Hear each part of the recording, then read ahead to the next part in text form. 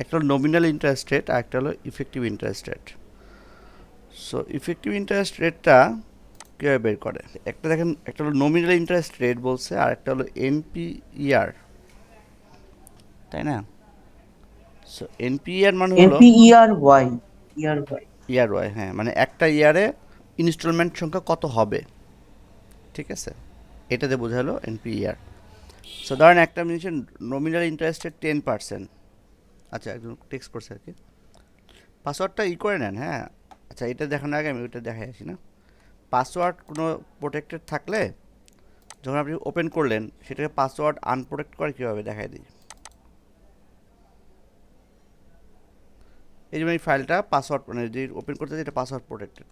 So আমি password দিলাম, ঠিক আছে। তারপরে আপনি ফাইলে যাবেন, যাওয়ার পরে এই যে প্রোটেক্ট ওয়ার্কবুক এটাতে ক্লিক করে এনক্রিপ্ট উইথ পাসওয়ার্ড এটা ক্লিক করবেন, তারপরে পাসওয়ার্ডটা মুছে দিবেন, দিয়ে ওকে। এখন আপনি ওপেন করতে চাইলে এটা পাসওয়ার্ড চাবে না, ঠিক আছে। আচ্ছা, যেমন যেটা দেখছিলাম আমরা, দেখেন যে যদি আমাদের এরকম থাকে নর্মাল ইন্টারেস্ট রেট, মানে আমরা এই যেমন এটা ইন্টারেস্ট রেট কথা বলছি 10, বাট অ্যাকচুয়ালি কি এটা কি 10 হচ্ছে? ধরেন এটা 12 দিছে, 12টা ইনস্টলমেন্ট, এটা কি অ্যাকচুয়ালি এই যে বলতেছি যে 5 বছর আমি যদি ইএমআই 5,000 টাকা করে দেই, লোন অ্যামাউন্ট 2,35,000 টাকা, বা যদি আমরা বলি যে একটা আমি অ্যামাউন্ট রাখবো কত করে ইনস্টলমেন্ট, ধরেন আমি বলতেছি হলো 5,000 টাকা, আমি ভবিষ্যতে কত পাবো, তাই না? এরকম বের করছি না আমরা ফিউচার ইন্টারেস্ট রেট। হুম, যে জি, আমি করছি। যে আমি 5,000 টাকা আমি ফিউচার ভ্যালু। সো ফিউচার ভ্যালুতে আমরা কি বের করছি? রেট এটা, এনপিআর 12, সরি এনপিআর তো এটা 60,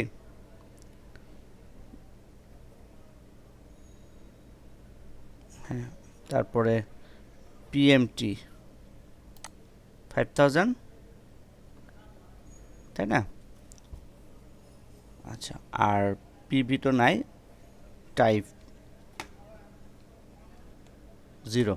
আচ্ছা, এটা একটা ভাগ দিয়ে দেবো ইনস্টলমেন্ট নাম্বার দিয়ে, ঠিক আছে। সো এটা দিলে কি হচ্ছে, আমার বেরোচ্ছে যে কতগুলো আমি কত টাকা পাবো। এখন নর্মালি যদি আমি ক্যালকুলেশন করতে যাই মানে নর্মাল ইন্টারেস্ট রেটে, তাহলে আসলে কি হয়, বা আমরা যদি এইটাকে একটু ফিউচার ভ্যালু আমরা এক কাজ করি, 1,00,000 টাকা ধরেন, আমি সহজ একটা হিসাব দিই যে 1,00,000 টাকা আমি ব্যাংকে জমা রাখলাম, ঠিক আছে। সো 1,00,000 টাকা ব্যাংকে জমা রাখলে আমি 1 বছর পরে বা 2 বছর পরে কত পাবো যদি নর্মাল ইন্টারেস্ট রেটে। তো 2 বছর পরে কত পাবো? 10% ইন্টারেস্ট রেটে আমার 1,00,000 টাকা কী হবে, ইন্টু 10%, তাই না? কত হবে? 10,000 টাকা হবে। সেকেন্ড বছরে 10,000 টাকা। তো আমি যদি এটাকে আচ্ছা এখানে থাকুক, তো ফার্স্ট ইয়ার কত পাবো আমি ইন্টারেস্টে? 10,000 টাকা নাকি 1,00,000 টাকার, বা এটা আমি করি এই 1,00,000 টাকার 10% কত? 10,000। সেকেন্ড ইয়ারে কত পাবো?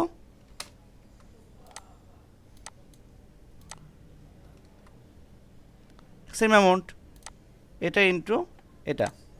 তাহলে 2 বছর পরে আমি কত পাইলাম? ধরেন 20,000 টাকা। এটা হলো আমার নর্মাল ইন্টারেস্ট রেটে, আমি যদি সরল সুদে আমি যদি টাকা রাখি, জমা রাখি, তাহলে এভাবে সুদ পড়ে। কিন্তু অ্যাকচুয়ালি কি 2 বছর পরে আমি কত পাবো? আর সুদে আসলে এইটা প্লাস এইটা, তার মানে 1,20,000 পাচ্ছি আমি সরল সুদে। বাট আমরা যদি ব্যাংকে টাকা জমা রাখি তাহলে আমাদেরকে আসলে কত দেয়? যদি আমাদেরকে যদি বলে যে আমরা প্রতি মাসে ইন্টারেস্ট হিসাব করি, তখন আমরা আসলে কত পাবো দেখেন, এফভি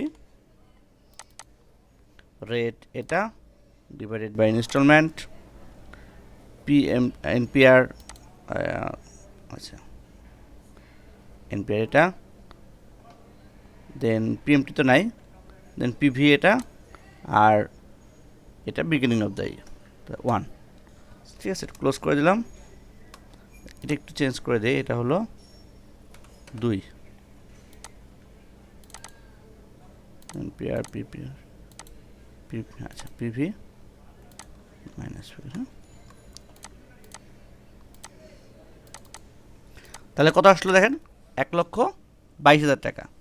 আর আমি নমিনাল ইন্টারেস্ট রেটে কত পাচ্ছিলাম, 1,20,000 টাকা। 20,000। তাহলে এই যে যে মানে আমি কেন 1,22,000 পাইলাম, তাহলে ইন্টারেস্ট রেট তো আসলে 10% না, এটা আসলে বেশি ইন্টারেস্ট রেট, তাই না?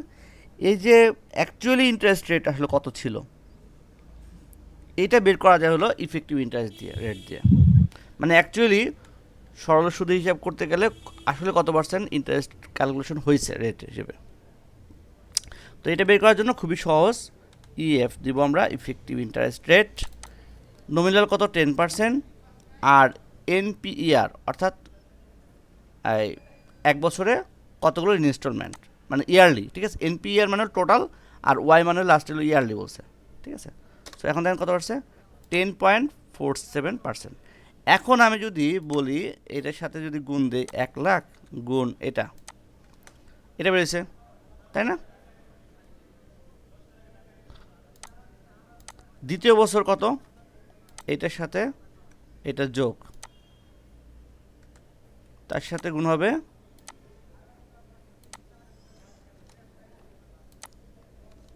এই পার্সেন্টেজ। তাহলে দেখেন মিলছে।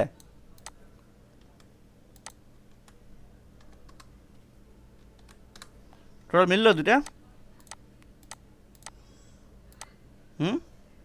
প্রথমটা ফলো করতে পারছি দাদা, দ্বিতীয়টা কি করলাম? দ্বিতীয়টা হলো যে এই যে প্রথম বছরেরটার সাথে তো আসল যুক্ত হবে, তাই না? তা আসল যুক্ত হওয়ার পরে এটার সাথে আসল যুক্ত হবে, মানে প্রথম বছর শেষে যখন আপনি ও করলেন, আচ্ছা আচ্ছা। আর তার সাথে আবার এই ইন্টারেস্টটা গুণ দিলেন। দেখেন কত আসছে, তার সাথে আমি যোগ করে দিলাম আমার প্রথম যে প্রিন্সিপাল অ্যামাউন্ট 1,22,000। তাহলে অ্যাকচুয়াল ইন্টারেস্ট রেট হলো আমার এটা, যেখানে নমিনাল ইন্টারেস্ট রেট ছিল আমার 10%। তাহলে নমিনাল ইন্টারেস্ট রেট কীভাবে আমাদের ফাইন্যান্সের ক্ষেত্রে এগুলো আসলে দরকার হয়, মানে ধরেন যে বলে না একটা, মানে যদিও নাম নেওয়া উচিত না, বিভিন্ন যে এনজিওগুলো আছে বলে না, বলে তো এনজিওগুলো কি যে 15% বা 18% সুদ।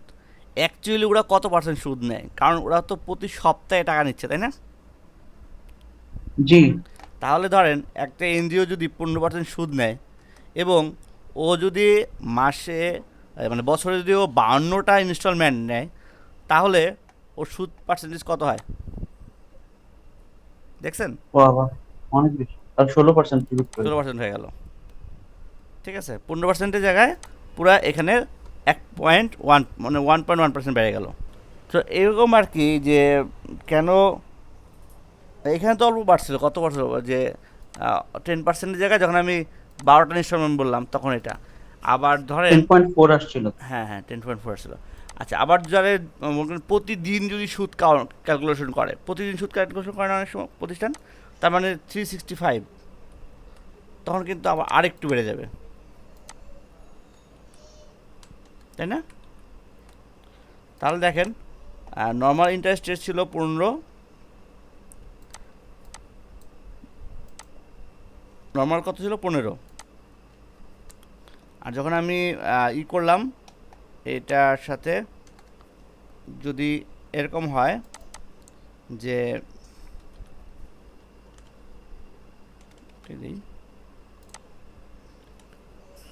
মানে মাসে যদি 12 বার কাউন্ট হিসাব হয় তাহলে হবে এটা,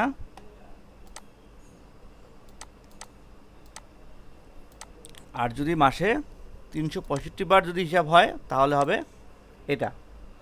তো এখানে মনে হচ্ছে অনেক কম, অ্যাকচুয়ালি যদি ফিগারটা অনেক বড় হয়, আমাদের যদি ধরেন কেউ 1 কোটি টাকা লোন নিছে, ঠিক আছে, সো 1 কোটি টাকা যে লোন নিছে তার আসলে ইন্টারেস্ট হবে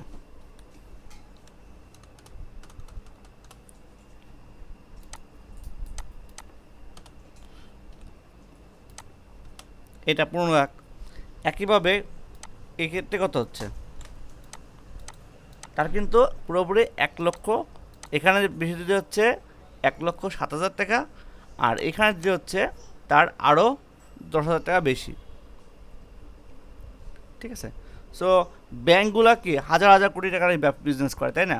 তো ব্যাঙ্কগুলো এভাবে চিন্তা করে। আমরা পরেরটায় যাই, সবগুলোই কিন্তু আমাদের এই হিসাব করার জন্য অ্যাকচুয়ালি যতগুলো আমরা এখন শিখবো সেগুলো নর্মাল প্রসেসে লাগে না, ফাইন্যান্সের জন্য লাগে, যে আমরা কোথাও ইনভেস্ট করব কি না। ঠিক আছে, তো ইনভেস্ট করতে গেলে আমার আসলে বেনিফিট কত আসবে, এই বিষয়গুলো দেখার জন্যই আমরা আজকে সূত্রগুলো দেখব। আচ্ছা, পরবর্তী টপিকস আমরা যদি যাই, আমরা একটা শিট দিই। হ্যাঁ, এখানে আমরা কিছু ফিগার লিখি। ধরেন আমরা এরপর আমরা ইন্টারনাল রেট অফ রিটার্ন, আমরা তো আইআরআর টার্ম শুনছি, তাই না? Internal rate of return. ধরেন আপনি প্রথম বছর আপনি 1 লাখ টাকা আপনি ইনভেস্ট করছেন কোনো একটা প্রতিষ্ঠানে। ঠিক আছে, সো এটা আপনার আউটপুট মাইনাস হয়ে গেছে। এখন আপনি পরবর্তী 5 বছরে আপনি কী করলেন, প্রতি বছর আপনি এই ধরেন প্রথম বছর আপনি আপনার আসলো ক্যাশ ইনফ্লো 20,000 টাকা আসলো, পরবর্তী বছর 50,000 টাকা আসলো। ঠিক আছে, পরবর্তী বছর ধরেন আপনি 40,000 টাকা পেলেন, পরবর্তী বছর আপনি ধরেন পেলেন 30,000 টাকা, পরবর্তী বছর ধরেন আবার 20,000 টাকা পেলেন। তাহলে আপনার effective internal rate of return কত পার্সেন্ট? দাদা এই এফডি যদি করা হয় তাহলে মানে এখানে আপনি যেটা দেখাচ্ছেন সেটা ভ্যারি করতেছে, ভ্যারি কেন করবে? মানে এটা তো আরো এভরি বাড়ার। এভরি এভরি না, ইন্টারনাল রেট অফ রিটার্ন হলো যে আমরা যদি কখনো ইনভেস্টমেন্টে যাই আর কি, তো ইনভেস্টমেন্টে যাওয়ার সময় আমরা একটা প্রজেকশন করি। ঠিক আছে, তো প্রজেকশনটা এরকম হয়, যদি আমি একটা জায়গাতে 1 লক্ষ টাকা ইনভেস্ট করলে আমার এখান থেকে যে আমি আউটকামটা পাবো, মানে আমি কোন বছরে কত টাকা আমি আউটকাম পাইতে পারি, এরকম একটা প্রজেকশন করা। সো এরকম একটা প্রজেকশন দাঁড়ালো যে আমি প্রথম বছর আমি ওই 1 লাখ টাকা ইনভেস্ট করে আমি পাবো 20,000 টাকা ক্যাশব্যাক যদি বলি। ঠিক আছে, তারপরে এবার আমি চিন্তা করলাম আমি পরের বছর 50,000 পাবো, তারপর ধরলাম 40,000, 30, এটা একটা প্রজেকশন। সো প্রজেকশনটা অনেক উপরে ডিপেন্ডস করে হয়, অনেকগুলো ক্রাইটেরিয়ার উপর ডিপেন্ডস করে, মার্কেট রিসার্চ, আচ্ছা তারপরে ভাইয়া, প্রতিদ্বন্দ্বী প্রতিষ্ঠানের অবস্থা, তাদের কি, এইগুলোর উপর ডিপেন্ড করে এই প্রজেকশনটা আসে। আচ্ছা বলেন। বলেছি এখানে তো আমি 1 লাখ টাকা ইনভেস্ট করেছিলাম, তো হ্যাঁ, সবশেষে 5 বছরে তো বিভিন্ন প্রকারের 1 লাখের বেশি হয়েছে, তো ওই বেশিটা কি আমার ইফেক্টিভ রেট হিসেব করা না, হবে ওই বেশিটার পুরো, উপরে নাকি? হ্যাঁ, আপনি তো 1,60,000 টাকা পাইলেন, কিন্তু 1,60,000 টাকা আপনি যে পাইলেন এইটার ভ্যালু, আর এই ধরেন এটার বদলে আপনি এরকম পাইছেন, 1 লাখ টাকা ইনভেস্ট করছেন, আপনি প্রতি বছর 20,000 টাকা করে পাইছেন। ঠিক আছে, 1 লাখ টাকা পাইছেন, 1 লাখ টাকা আপনি ইনভেস্ট করবেন এখানে? না। না। আচ্ছা, ধরেন আপনি এখানে 1 লাখ পাইছেন, এখানে এসে পাইছেন ধরেন 40,000 টাকা, করবেন? আগেরটা থেকে একটু এগিয়ে হ্যাঁ, করা যায়। এখানে দেন আপনার 20,000 টাকা লাভ হচ্ছে, কিন্তু অ্যাকচুয়ালি কি 20,000 টাকা লাভ হচ্ছে? না। কারণ আপনার আজকের 1 লক্ষ টাকার ভ্যালু আর এই 5 বছরের বিভিন্নভাবে 1 লক্ষ টাকার ভ্যালুতে এক না, এক না। না। সিম্পল, আপনি যদি আজকে কাউকে 1 লাখ টাকা দেন এবং সে 5 বছর পরে যদি আপনাকে 1,10,000 টাকা দেয়, আপনি নেবেন? না। বন্ধুত্বের খাতিরে হয়তো নেবেন, যে হ্যাঁ ঠিক আছে হ্যাঁ। বন্ধুত্বের খাতিরে নিচ্ছি, কিন্তু আপনি যদি বিজনেসের চিন্তা করেন তাহলে আপনি 1 লক্ষ টাকা আজকে ইনভেস্ট করে 5 বছর পরে আপনি 1,10,000 টাকা নেবেন না, বা 1,20,000 টাকা নেবেন না। তখন আপনি চিন্তা করবেন কি, যে আমি এই টাকাটা যদি অন্য কোথাও ইনভেস্ট করতাম তাহলে আমি কত পাইতাম, তাই না? যদি আমি ব্যাংকে রাখতাম, ব্যাংকের মধ্যে ব্যাংক আমাদেরকে কত পার্সেন্ট সুদ দেয়, এটা একটা বিবেচ্য বিষয় থাকে। অথবা আমি যদি অন্য একটা ইনভেস্ট করি, আমি ধরলাম আমি ইনভেস্ট করলাম ধরেন হ্যাঁ, ব্যাংকে তো সেমই থাকতো, 5 বছর পরে নিলে 10% না, বা 15%। ইন্টারেস্ট রেট তো বাড়বে না, ইন্টারেস্ট পাবেন না। হ্যাঁ, সো ইন্টারেস্ট রেটটা এখানে একটা কনসিডারেবল বিষয় থাকে। এটাই আপনার হলো মূল বিষয়, যে আপনি অনেকগুলো প্রজেক্টের মধ্যে কোন প্রজেক্টটা বাইছে নেবেন। ঠিক আছে, একটা হলো আপনি ব্যাংকে টাকা রাখবেন, নাকি আপনি ধরেন আইটি ফার্মে দিবেন, না আপনি গার্মেন্টসে ইনভেস্ট করবেন, না আপনি শেয়ার বাজারে ইনভেস্ট করবেন। এই যে বিভিন্ন জায়গাতে আপনি প্রজেকশন করবেন, এই প্রজেকশন থেকে আপনি সবচেয়ে ভালো যেই ইনভেস্টমেন্ট থেকে আউটপুট পাবেন, ম্যাক্সিমাম আউটপুট পাবেন, সেটাই তো আপনি নেবেন নাকি। এটাই হলো আসলে আইআরআর, বা এগুলো আমরা বিভিন্ন ইনভেস্টমেন্ট ইয়েতে সূত্র আছে, যেমন আইআরআর একটা আছে, তারপর প্রফিটেবিলিটি ইন্ডেক্স মানে পিআই এটা একটা আছে, তারপরে এনপিভি নেট প্রেজেন্ট ভ্যালু, তারপর আছে ডিসকাউন্টেড নেট প্রেজেন্ট ভ্যালু, এইগুলো আছে। সো এগুলো দিয়ে আমরা পরবর্তীতে হিসাব করি আর কি। তারপর ক্যাশব্যাক, হ্যাঁ, যারা ফাইন্যান্সে আছেন তারা এই শব্দগুলোর সাথে পরিচিত আর কি। তো এইগুলোর মধ্যে একটা হলো ইন্টারনাল রেট অফ রিটার্ন, এটা সব মানে অনেক বেশি কাজ হয়, এবং এটার জন্য এটার উপর এটা ওয়ান অফ দ্য বেস্ট ধরা হয় আর কি। হ্যাঁ, ইনভেস্টমেন্ট ডিসিশনের ক্ষেত্রে অনেক বেশি এটাকে গুরুত্ব দেওয়া হয়। সো এই আইআরআরের এটা কি, মানে কীভাবে বের করে দেখেন। সো আমরা দেখি আইআরআর, এটা চলে আসছে আইআরআর, ঠিক আছে। তো এটা বলছে কি ভ্যালু, আর বলছে গ্রোস। সো ভ্যালু হলো আমার এগুলো, ঠিক আছে, এটা দিতে হয় না। সো এটা দিলে বলছে কত, 19%, ঠিক আছে। সো 19% হলো আপনার আইআরআর রেট। সো এটা এখন আমি এটার সাথে ই করবো যে আমি কি ইনভেস্টমেন্টে যাবো কি যাবো না, তাই না। যে আমি ব্যাংকে দেখি 20% আমাকে 10% দিচ্ছে, বা অন্য একটা ইয়াতে আমি যদি দেখি কম, যদি এটার আইআরআর কত যদি বের করি, এটা আইআরআর কত, 6%, ঠিক আছে, তাই না। তো এটার আইআরআর হলো 19%, এটার আইআরআর 6%, তাহলে আমরা কোন ইনভেস্টমেন্ট নিব, এটাকে নিব। তো এভাবে আইআরআর সূত্রটা খুবই সহজ, তাই না। জাস্ট খালি আমরা ইনভেস্টমেন্টের এইগুলো বসাই দিলাম, প্রথমে দিলাম আউটপুটটা মাইনাস ফিগার থাকবে এটা, আর যেগুলো ইনপুট থাকবে সেগুলো থাকবে পজিটিভ ফিগার। এটা কি বুঝতে পারছি আমরা।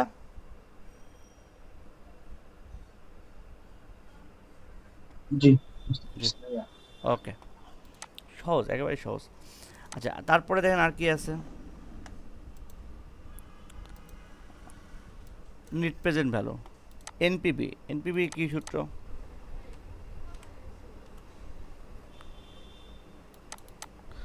ভ্যালু রেট, তারপর আছে ভ্যালু, মানে এটা ডিসকাউন্টেড অ্যাকচুয়ালি।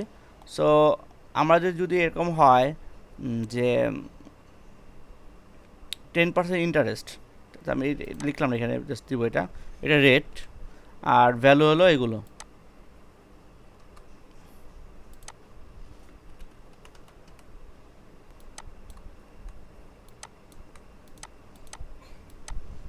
এনপিভি মাইনাস বলতেছেন, ও 10%, ও আচ্ছা, এটা ইয়ে হয়ে গেছে, পার্সেন্টেজটা হয়নি, এটা অনেক বেশি পার্সেন্টেজ হয়ে গেছে। এই যে, তাহলে নেট প্রেজেন্ট ভ্যালু কত, 20,000 টাকা, ক্লিয়ার। এটাকে এটা নেট প্রেজেন্ট ভ্যালু কত দেখি আমরা,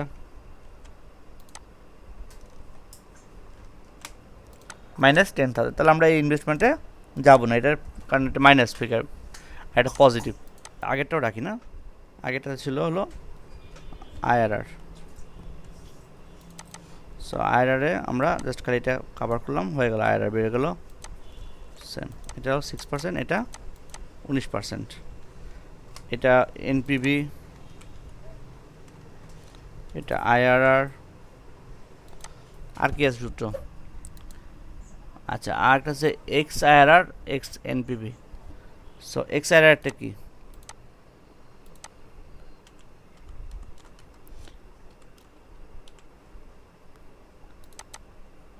ভ্যালু ডেট, আচ্ছা এটা হলো যদি ভিন্ন ভিন্ন আমরা যেমন ডেটগুলো যদি ইয়ে হয়, মানে একজ্যাক্ট ডেট না হয় অন্য ডেট হয় আর কি, তখন এই সূত্রগুলো ব্যবহার হয়। ঠিক আছে, মানে ডেটগুলো এরকম ধরেন, মানে আমরা তো চিন্তা করে নিছি যে বছরের শুরুতে বা শেষে আমি এটা পাবো, কিন্তু ইনভেস্টমেন্টটা এরকম অ্যাপ্রেজালটা এরকম হলো ধরেন যে এই 20,000 টাকা আমি পাবো হলো, এই ইনভেস্টমেন্টটা করলাম ধরেন আমি জানুয়ারি মাসের 1 তারিখে। ঠিক আছে, সো এই যে এটা ধরলাম আমি পেলাম 30 জুন। ঠিক আছে, এটা ধরলাম আমি পরবর্তী 28 ফেব্রুয়ারি। ঠিক আছে, তারপরে ধরলাম আমি 30 সেপ্টেম্বর। ঠিক আছে, একটা ডেট ধরতেছি আর কি, 20 ডিসেম্বর। হ্যাঁ, তারপরে ধরলাম আমি 20 অক্টোবর। হ্যাঁ, তখন আমরা এটাতে কীভাবে বের করব? তো এটাতে আসলে এই 5 বছর কাভার করলো না, হয়তো একটু কম কাভার করছে, 21 সালে শুরু হয়েছে, অক্টোবর শেষ হয়ে গেছে, তাই না? এই আয়রা কিন্তু সঠিক হলো না। তাহলে আয়রা সঠিকভাবে তাহলে কীভাবে হবে এক জায়গায় আয়রা যেটা, তাহলে এটা আমরা এই সূত্র ইউজ করলে আরও বেটার আয়রাটা পাবো আমরা। সো এখানে বলছে ভ্যালু, সেটা হলো আমার ভ্যালু আর ভাই আইআরআরটা আবার একটু ডেট। বুঝাবেন? আচ্ছা হ্যাঁ, ডেট। সো এখানে বলতে কখন দেখেন ব্যবহার করি? জাস্ট বেড়ে গেল। আইআরআর এর ব্যবহার নাকি আইআরআর কীভাবে বের করলাম? আইআর আইআরআর আমরা কখন ব্যবহার করি, কেন? আইআরআর ব্যবহার করি যখন আমরা একাধিক প্রজেক্টের থেকে একটা প্রজেক্ট বেছে নেওয়ার জন্য, বা প্রজেক্টের ইন্টারনাল রিটার্ন কত, শব্দটাই হলো আইআরআর, মানে ইন্টারনাল রেট অফ রিটার্ন। ঠিক আছে, মানে এই যে প্রজেক্টটা আছে এইটার রিটার্ন কত পার্সেন্ট, এটা বের করার জন্য। এটা ভবিষ্যৎ, বাট আপনাকে একটা প্রজেক্ট দাঁড় করাতে হলে আপনি তো হিসাব করবেন যে আমি একটা এই বিজনেস করতে যাচ্ছি। ধরেন আপনি একটা সিম্পল যে ধরেন ইয়া বিক্রি করে, মুড়ি বিক্রি করে, সেও কিন্তু চিন্তা করে যে আমি আজকে 200 টাকার মুড়ি কিনবো, 200 টাকার মুড়ি কিনে আমি যদি এই ইয়ের সামনে, শাহবাগের সামনে যদি বসি, তাহলে হয়তো আমি এই 200 টাকার মুড়ি আমি 300 টাকা বিক্রি করতে পারবো। তো তার একটা প্রজেকশন আছে না? তো এইরকমই আপনার যারা যত ধরনের বিজনেস আছে সবারই কিন্তু একটা প্রজেকশন আছে যে আমি এইখানে যদি আমি আজকে 10 লাখ টাকা ইনভেস্ট করি, তাহলে আমাকে 1 বছরে আমাকে কত আউটপুট দিতে পারে। ঠিক আছে, সো এই প্রজেকশনটা ছোট প্রতিষ্ঠানের ক্ষেত্রে প্রজেকশনটা বের করা সহজ, মেকানিজমটা আমরা জানা আছে, বা আমরা পারিপার্শ্বিক ইয়ে থেকে খুব দ্রুত বের করতে পারি।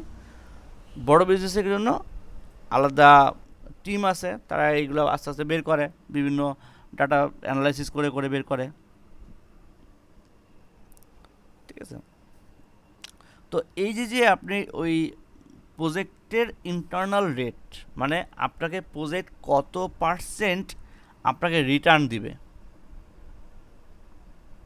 তো ধরেন দুইটা প্রজেক্ট, এইটা প্রজেক্ট এ, প্রজেক্ট এ, আর একটা প্রজেক্ট ধরেন বি। তাহলে এই প্রজেক্টের রিটার্নের ফ্লোটা এরকম, আর প্রজেক্ট বির রিটার্নের ফ্লো এরকম। এখন আপনাকে মানে তোর ডিসিশন নিতে হবে আপনি কোন প্রজেক্টটা আপনি গ্রহণ করবেন। সো আপনি প্রজেক্ট এ নেবেন না প্রজেক্ট বি নেবেন, এখান তো থেকে ওইখানে যে ডেটটা 5 বছর দেখালেন, তো ওই ডেটটার সাথে কিভাবে রিলেটেড হলো এই ইসের এই ফর্মুলাটা? এটা তো আইআরআর এর ক্ষেত্রে হয় না, এক্সআইআর এর ক্ষেত্রে হয়েছে। দাদা এক্সআইআরটা কি কম্প্যারিজন? না না না, কম্প্যারিজন না, এক্সআইআরটা হলো আপনি বিষয়টা দেখেন, আপনি যদি এই যে আইআরআর যেটা করে সেটা হলো আপনার মানে পিরিয়ড শেষে আপনার এত টাকা আসবে সেটা চিন্তা করে, আর এক্সআইআরটা হলো আপনার এক্স্যাক্ট ওই ডেটের পর্যন্ত আপনার ডিসকাউন্টেড করবে বিষয়টা।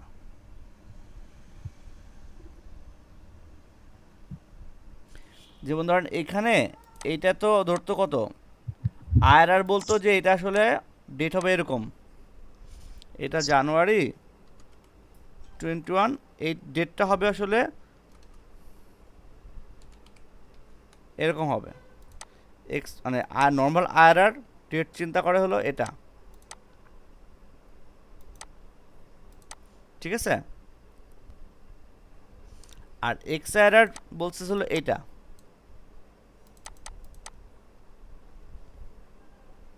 পার্থক্য বুঝতে পারছেন?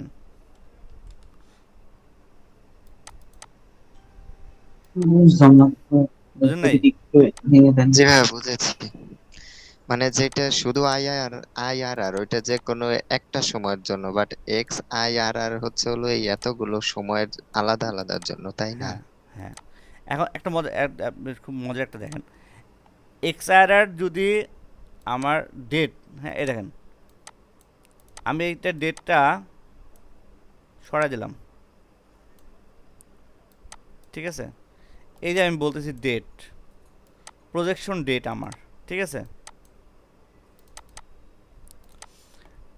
এটা আইআরআর চিন্তা করতেছে, আইআরআর ইনবিল্ট কী করবে, এই যে ডেটগুলো আমি বসাইছি এটাকে সে কল্পনা করে নেবে যে প্রথম আমার আউটপুটটা হয়েছে এই ডেটে, প্রথম যে ইনপুটটা হবে সেটা হবে এই ডেটে, সেকেন্ড এটা হবে এই ডেটে, থার্ড এটা হবে এই ডেটে, ফোর্থ এটা, ফিফথ এটা। বুঝতে পারছেন? এই ক্ষেত্রে দেখেন আইআরআর আর এক্স আইআরআর সেম, ক্লিয়ার। কিন্তু যখনই আপনার ডেটগুলো ভিন্ন হবে, অর্থাৎ আপনি যখনই এই ডেটটা চেঞ্জ করে আপনি বলতেছেন না ইনভেস্টমেন্টের আউটপুটটা আমরা ভিন্ন ভিন্ন ডেটে ভিন্ন ভিন্ন এভাবে আসবে, তখন আপনি কী করলেন, ডেটটা হ্যাঁ। চেঞ্জ করে আপনি এখানে দিয়ে দিলেন, মানে এই ডেটটা হবে, তখন আপনার প্রজেকশনের ইয়েটা বেড়ে গেল, রিটার্ন বেড়ে গেল। কেন দেখেন, এই প্রজেক্টের যে টাকাটা আপনার আসতেছিল এইটার প্রেজেন্ট ভ্যালু এই দিনের, এটার ও প্রেজেন্ট ভ্যালু হ্যাঁ আর হ্যাঁ, এই দিনে আউটপুট হলে সেটা আলাদা তো 6 এক মাসের না, ডিফারেন্স। তাহলে এটা আরও হুম কমবে। হুম। আরআর এর ক্ষেত্রে এটা আরও কমবে, কারণ এটা তো পরে পাচ্ছেন, জি জি আর জি, এটা হ্যাঁ 6 হ্যাঁ, মাস বুঝতে আগে পারছি। পাচ্ছেন, তাহলে এটার ভ্যালু বেশি, এই জন্য রিটার্ন কত বেশি বেড়ে গেল। ক্লিয়ার? বুঝতে পারছি। সো এই একইভাবে এক্সপিবিএ যেটা আছে, হ্যাঁ, এক্স এনপিবি সেম, এটাও রেট ভ্যালু, ঠিক আছে। রেট হলো এটা, তারপরে ভ্যালু হলো আমার এগুলো, আর ডেট হলো, যদি আমি এটা দেই তাহলে আয়ের রেট যেটা পাইছিলাম এনপিবি যেটা পাইছিলাম তাই পাবো।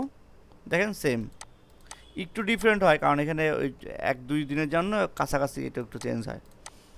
আচ্ছা ভাই, ওই যে উপরে 10% কেন দিয়েছেন? এটা কি সাধারণ ধরে নিয়েছেন নাকি? হ্যাঁ হ্যাঁ, এটা সাধারণ ধরেছি, তো ব্যাংকের রেট ধরলাম আর কি, এটা এইভাবে। এটা এনপিবির জন্য প্রযোজ্য, অন্য জায়গায় প্রযোজ্য না। মানে আপনি যদি ব্যাংকে আপনি যদি ইনভেস্ট করতেন তাহলে, বা ব্যাংকের থেকে আপনি লোন নিয়ে করলে, তখন আপনার ইয়েটা কত হবে, এটাকে বলে ডিসকাউন্টেড রেট বলে, এটাকে ডিসকাউন্টেড রেট, ঠিক আছে।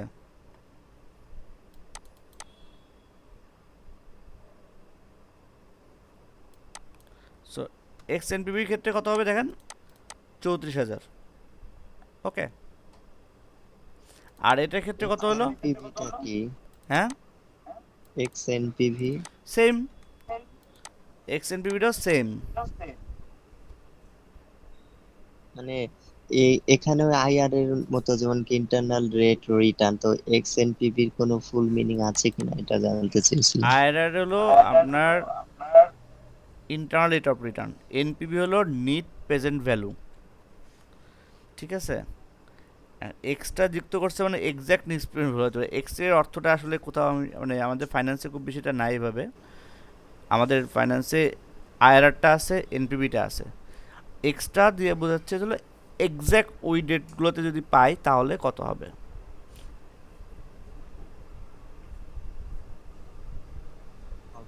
ওকে, তো ফাইন্যান্সে মূলত আমরা এইগুলাই সূত্র ছিল, আলোচনার ছিল।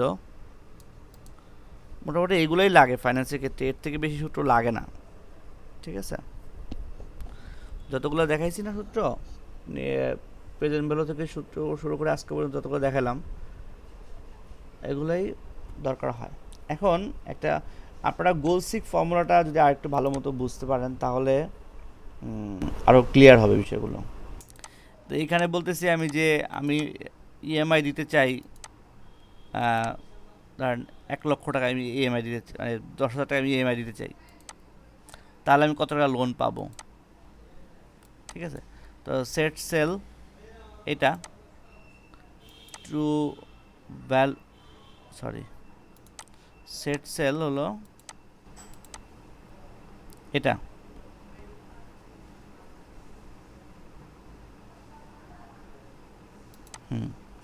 টু ভ্যালু করছে 10,000 বাই চেঞ্জিং সেল এটা।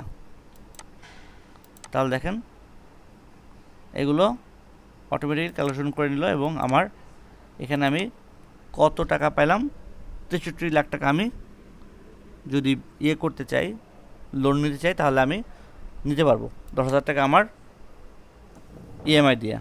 সো এটা এক্ষেত্রে এটা যদি হয় যায় নাম্বার অফ ইনস্টলমেন্ট আসলে একটা বছরের 365 গেছে, এটা 12 করে দিলাম, তখন আমার এটা বেড়ে গেল, তাই না? এখন আমি কত সুদ পাবো এটাকে যদি বের করতে চাই, ইটস নট ইজি, তাই না? আমাদের জন্য পিবি সূত্রে যদিও হয় বা ইডে হয়, এটা আমরা যদি এখান থেকে ডাইরেক্ট করতে চাই তখন আমরা এই গোলসিক ফর্মুলা দিয়ে করতে পারি। সেট সেল এটা, ভ্যালু বলছিলাম 10,000 বাই চেঞ্জিং সেল এটা। ঠিক আছে, এটাও চেঞ্জ হয়, বলছে কত, আমি 2,06,000 টাকা আমি লোন পাইতে পারি যদি আমি 10,000 টাকা ইএমআই দিতে পারি। সো মোটামুটি এইগুলা আমরা গোলসিক এভাবে ইউজ করতে পারি, অন্যগুলো তো দেখাইলাম। ফাইন্যান্সের মোটামুটি আজকে এটাই, আমরা পরবর্তী টপিকসে চলে যাই নাকি? জি। আচ্ছা, এর মধ্যে একটা আছে অফসেট ফাংশন। অফসেট ফাংশনটা আমরা দু একদিন মানে ছোটো করে বললে বুঝতে পারবেন না, এটা একটু বড় করে আর দু একটা ফাংশন দেখে তারপরে আমরা আস্তে আস্তে করি, লাস্ট ক্লাসগুলো দিই, আপনারা এর মধ্যে প্র্যাকটিস করেন, তারপরে অফসেট ফাংশনটা যেহেতু একটু জটিল তো বুঝতে সুবিধা হবে। আমরা স্লাইসার অ্যান্ড চার্ট এই দুটো আলোচনা করি।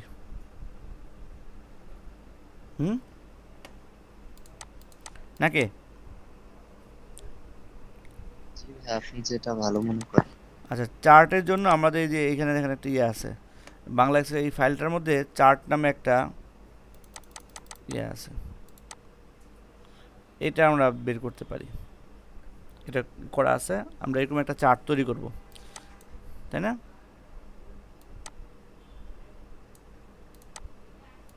চার্ট কি দরকার হয় আপনাদের? হ্যাঁ, অনেক দরকার। ধরেন এখানে একটা চার্ট দেখেন, অবশ্যই দরকার। এখানে দেখেন কি চার্ট আছে, যে একটা হলো সেলস ভ্যালু আর একটা আছে বাজেট। তো প্রথম কথা হলো যে সরি, সেলসের বাজেট না, পারচেজের বাজেট, সেলস না অ্যাকচুয়ালি পারচেস, ভুল লিখছি ভাই। আমরা এটাকে ই করে দিই, তাহলে তো সেলস পারচেস বাজেট দিই, পারচেস না দিয়ে এটাকে সেল বানিয়ে দিই,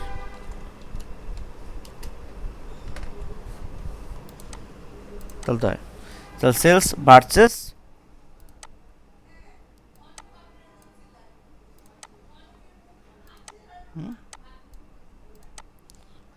সেলস পারচেস বাজেট একটা আমরা এরকম চার্ট করছি, যেখানে আমরা সেলসকে দেখাইছি এই ডায়াগ্রাম এভাবে দেখাইছি, আর বাজেটকে দেখাইছি আমরা এইভাবে।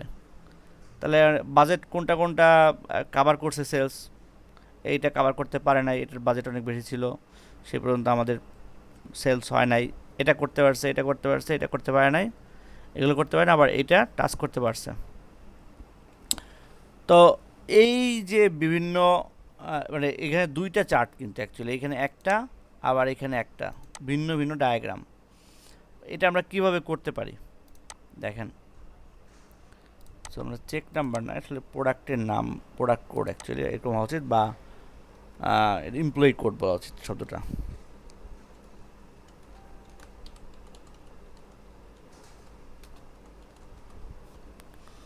তাহলে আমরা বুঝতে পারবো এই এমপ্লয়ির, হ্যাঁ, কোন এমপ্লয়ি করছে বা আমাকে নামও দিতে পারি চাইলে। তো আমরা আরেকটা ডাটাবেস নিই না, এরকম সেমভাবে আমরা নাকি এটাই আমরা করব।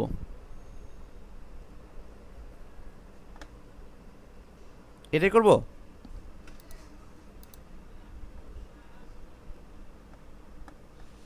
আচ্ছা এটাই করি, তাহলে আপনাদের বুঝতে সুবিধা হবে। এই চেঞ্জ করে নেন এমপ্লয়ি আইডি আর সেলস, এটা লিখে নেন। এই সম্ভবত চেক নাম্বার আর পারচেজ লেখা আছে, আমরা একটু চেঞ্জ করে এটাকে এমপ্লয়ি আইডি আর নাম দিচ্ছি সেলস। যাই হোক, যেটা আছে ওইটাতেই হবে, সমস্যা নেই, নামটা একটু অন্যরকম হবে তখন। তো এইটা আমরা চার্ট করব, তাই না? তা আমি যদি ইনসার্ট থেকে চার্টে ক্লিক করি, এই যেখানে অনেকগুলো সরি, এটা রেকমেন্ডেড চার্ট, এখানে ক্লিক করলেই আমাকে প্রথমত রেকমেন্ড করবে বিভিন্ন ধরনের চার্টের। আর এখানে আমি সব ধরনের চার্ট আছে, এখান থেকে আমি চার্ট সিলেক্ট করতে পারবো। তো আমি এখান থেকে ধরলাম কলাম চার্ট নিব, তো আমি কলাম নিলাম। যদি পাই চার্ট নেই তাহলে এরকম হবে, ঠিক আছে, মানে গোল, যেটা বাজেট এগুলো করি যখন, তখন আমরা পাই চার্ট ইউজ করি, ঠিক আছে। তো আমি গোল চার্ট নিলাম, তাহলে এই জিনিসটা হবে এরকম। ওকে,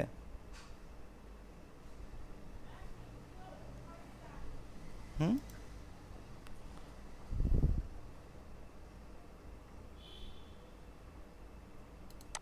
আচ্ছা আমরা প্রথমে চার্টটা দেখে আসি, এটা আসলে দেখতে মানে বুঝতে সুবিধা হয়।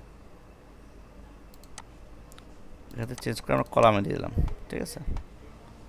ওকে, এখন আমরা যেটা করব সেটা হলো এই চার্টের যে তথ্যগুলো আছে এগুলোকে আমরা এডিট করব, এডিট করে নিজেদের মতো করে নিব।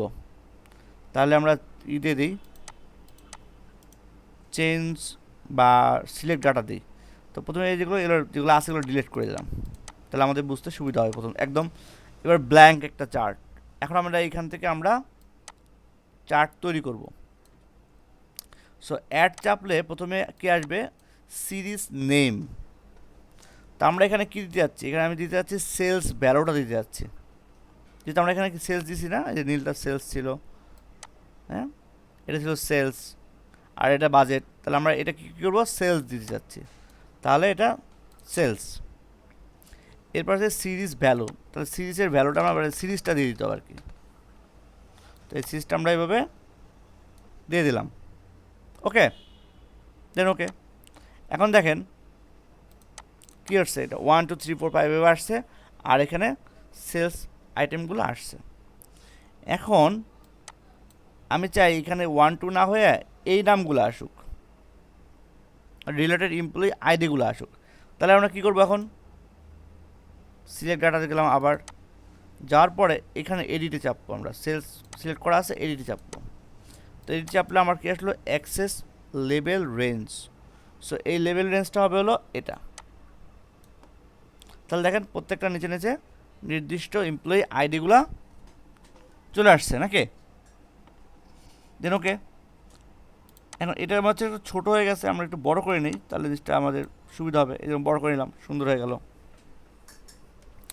এখন একটা গেল, আমাদের তো আরেকটা আনতে হবে নাকি, যেটা কিনা বাজেট, এই যে কী বলে, এই বাজেটটা আনতে হবে, সেলস বাজেট। এখন আমি যদি আরেকটা ডাটা আনি, ধরেন অ্যাড দিলাম আবার, এবার আসছে কি বাজেট। ওকে, বাজেট, তারপর সেলস সিরিজ। সো এটাকে আমরা এই সিরিজটা দিলাম। এখন দেখেন কী হলো, প্রত্যেকটা পরে পরে আমাদের এটা চলে আসলো। এটা একটা চার্ট মোটামুটি হয়ে গেল। এখন আমি যদি না এটা একটু ভিন্নভাবে অন্যভাবে নিতে চাই, আচ্ছা আরও কিছু ডাটা আছে, যেমন কি আমি কী করছি, এই যে এটার যে ভ্যালু, এটা ঠিক বোঝা যাচ্ছে না, তাই না, 1 লাখের উপরে, বা এখানে এটা প্রায় কত 3 লাখের নিচে, টাচ করলে বোঝা যায়, কিন্তু এই ভ্যালুটা কিন্তু এখানে আমি দিছি। এটা কীভাবে আনতে পারি আমরা, তো দেখেন এটা আনার জন্য আমাদের কী করতে হবে, এটাতে ক্লিক করলাম, ক্লিক করে হ্যাঁ অ্যাড ডাটা লেভেল, না, এটা না, এটা না। আচ্ছা, এই যে এখান থেকে, সরি, এখান থেকে আমি ডাটা লেভেল যদি দেই তাহলে এটা আসবে। এটা টিক দিয়ে দিলাম, তাহলে ডাটা লেভেল চলে আসলো। দেন এখান থেকে ক্লিক করে আমি ডাটাটা কোন জায়গায় থাকবে এটা সিলেক্ট করতে পারি। সেন্টারে, inside int, inside base, outside int, হ্যাঁ, ডাটা কোলারেট এভাবে থাকবে নাকি আরও অপশন আছে। সো আমি এটা কি চাইছি, ইনসাইড, তাহলে আমি ইনসাইডে বেস বা ইয়েতে দিলাম সেন্টার, ইনসাইড সেন্টার, তো সেন্টারে দিলাম। কিন্তু সেন্টারে আমি চাচ্ছিলাম কি এটাকে এভাবে না দিয়ে এইভাবে দিতে, তাই না? প্রথমত এটা সাদা করে দিই। তো সাদা করে দেওয়ার জন্য আমাদের কী করতে হবে, জাস্ট এটাকে আমরা এই যে ক্লিক করলাম, দেখেন সাদা হয়ে গেছে। হ্যাঁ, আচ্ছা, সাদা বোঝা যাচ্ছে না এখন, না, কালার থাকুক, বা অন্য একটা কালার করে দিই, তাহলে জিনিসটা বুঝতে সুবিধা হবে। কোনটা কালার দেওয়া যায়, সবই তো একটু অন্যরকম।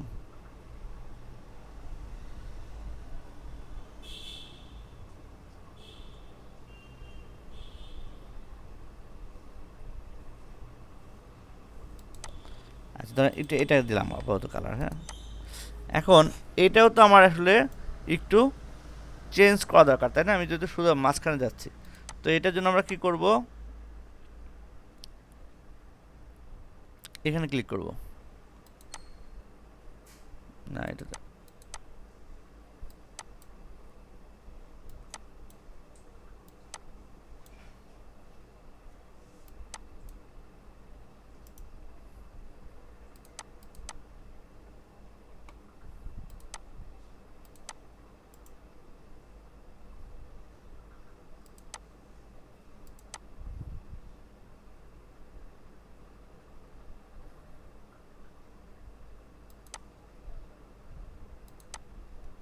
এই যে যখন মোর অপশন দিলাম তখন আমার এইটা টাটার একটা ইয়ে চলে আসলো।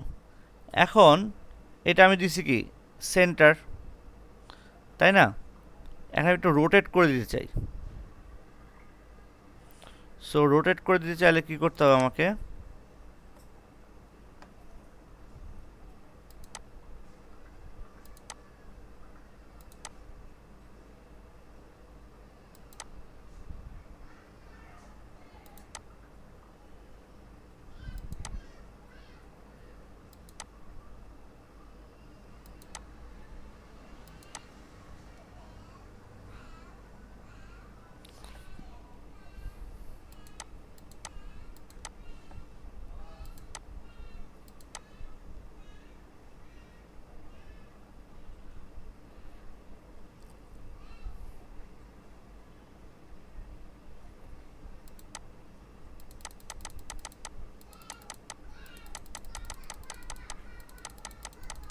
এই যে, হ্যাঁ, এই যে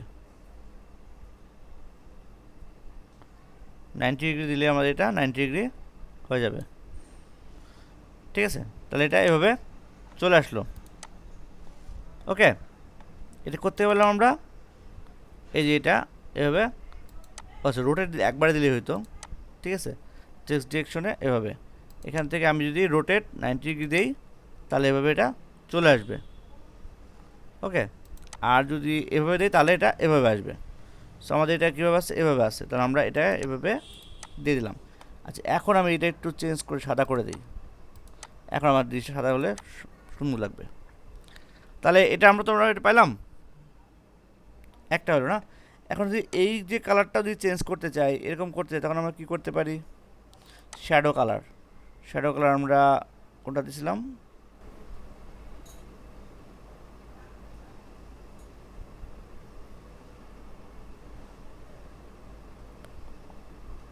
আরও কালার আছে, এখান থেকে হয়তো কোনোটা কালার সেট করছিলাম, আর কি মনে নেই।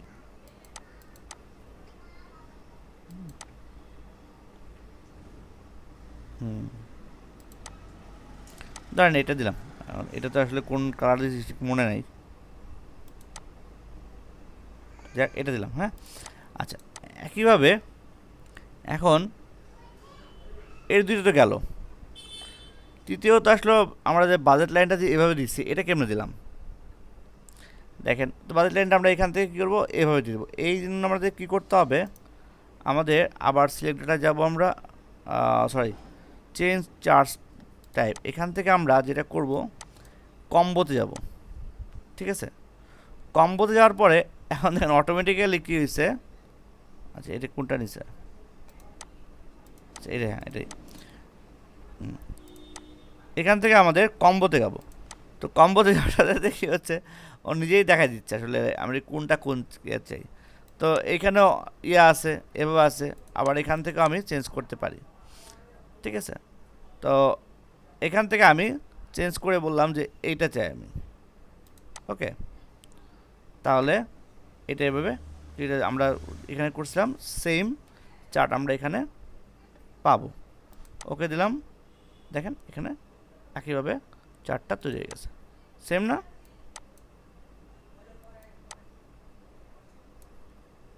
প্রশ্ন হলো এই ভিতরের কালারটা চেঞ্জ করলাম কেমনি এখন, তাই না? এটা বাকি আছে, ছোট করি।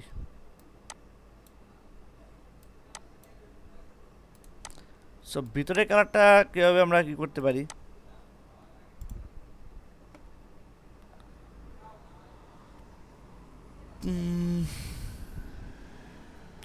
তো এইখানে কোশ্চেনগুলো থাকে। আচ্ছা ফিলে যাই আমরা, ফিল থেকে যদি আমরা অন্য কালার দিতে চাই, সো এটা যে আমরা যদি এই কালার দিয়ে কী হয়, হ্যাঁ আমরা এখান থেকে বিভিন্ন কালার চুজ করতে পারি। ঠিক আছে, দেন এই যে গ্রিপ লাইন আছে এটাকে আমরা চাইলে নোর দিয়ে দিতে পারি, তাহলে এটা এরকম, ও এটা তো সরি এটা কোনটা, এই যে অটোমেটিক এটা নো লাইন দিলাম, তাহলে ঠিক আছে যায় না কেন, বর্ডার নো,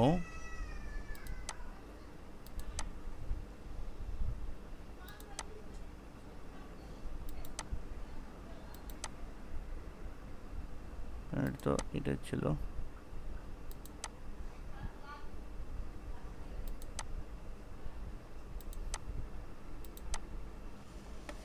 এই লাইনটা যদি বাদ দিতে চাই ওইখান থেকে, তাহলে এটা হয়তো এই যে গ্রিপ লাইন এখান থেকে বাদ, ঠিক আছে, সেখান থেকে আমরা এভাবে বাদ দিতে পারি। আচ্ছা এখানে আরেকটা বিষয়, এটা আসলে এভাবে আছে আর এটা একটা বর্ডার দেখাচ্ছে না, এটা একটা চেঞ্জ করতে পারি কীভাবে আমরা, লিজেন্ড না, লিজেন্ড তো দরকার আছে, trading add trade line, trend, হ্যাঁ ট্রেন্ড লাইন এটা দরকার নেই, যদিও ডাটা লেভেল দরকার নাই, চার্ট চার্ট টাইটেল দরকার আছে, এটা আমরা দিব, আর অ্যাক্সেস টাইটেল দরকার নেই না। আচ্ছা আচ্ছা, এখন এখানে একটা বিষয় আছে, এটা আমরা দেইনি, এটা কি, এটা তো একটা থাকে না, এই যে এটা, এটা আমরা কোথায় দেব, বটম, এটা এখন চলে আসলো।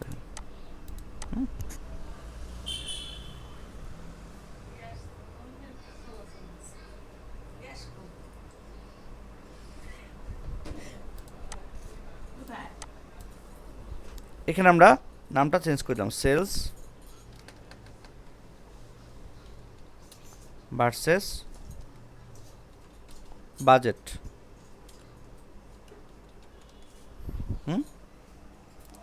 ঠিক আছে, সো এটা পুরোটা নিছিলাম আর এটা আসলে এটুকু আসছে, তো আমরা যদি এটা চেঞ্জ করে এটা দিয়ে দিই, নো কালার, নো কালার করি,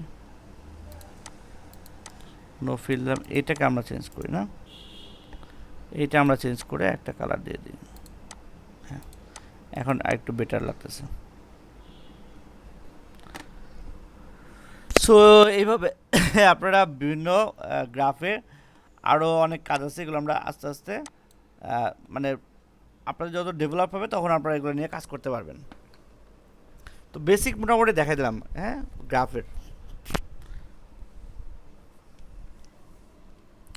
আর আমরা ওই ইয়েটা নিয়ে আলোচনা করছি আগেই, কোনটা এই কী বলে স্লাইডটা নিয়ে আসলে আগেই আলোচনা করছি, তো ওইটা নিয়ে আলোচনা করলাম না।